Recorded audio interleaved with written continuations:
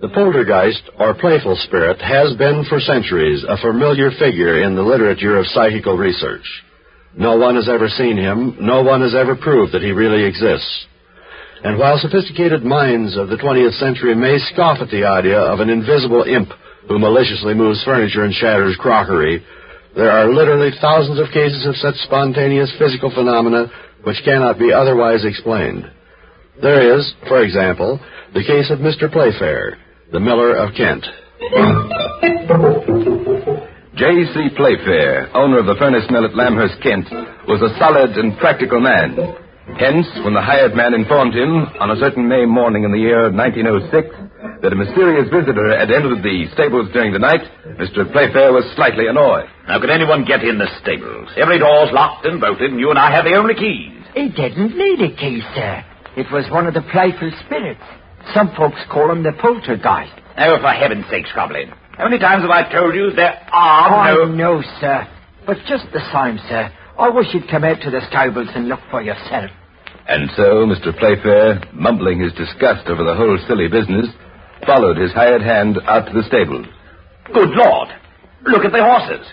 They've all been turned around in their stalls. Aye, sir. And the mare, she's gone. Aye, sir. Scrobbling, you've done it yourself.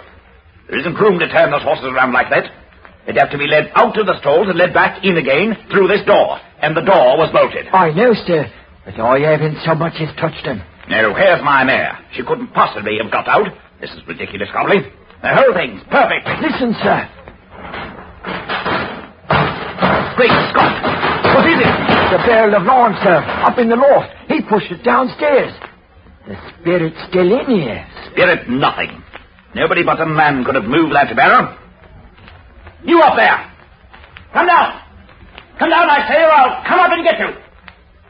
But no one came down. And when Mr. Playfair, stepping over the lime barrel at the foot of the stairs, climbed up to the loft, he found it quite empty.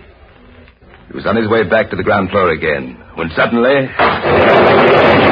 The water butt, sir, standing right there in the corner. He just turned it over. The water butt? Good Lord, man.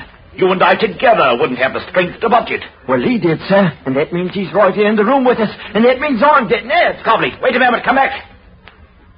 We're not leaving here till we've found my mare. The A room is the only place left, and she couldn't very well be in there. Now, could she? The hay room was a tiny space adjoining the stable, and the doorway to it was scarcely wide enough for a man, much less a horse, to squeeze through. Nevertheless, Mr. Playfair, having no place else to look, and ready by now to believe almost anything, did pull open the door and squint into the gloomy, malodorous room. Cobley, look! She is in here. Now, how on earth could she have gotten through this narrow little door? Of course, any sensible and civilized person of the 20th century knows that there are no such creatures as poltergeists.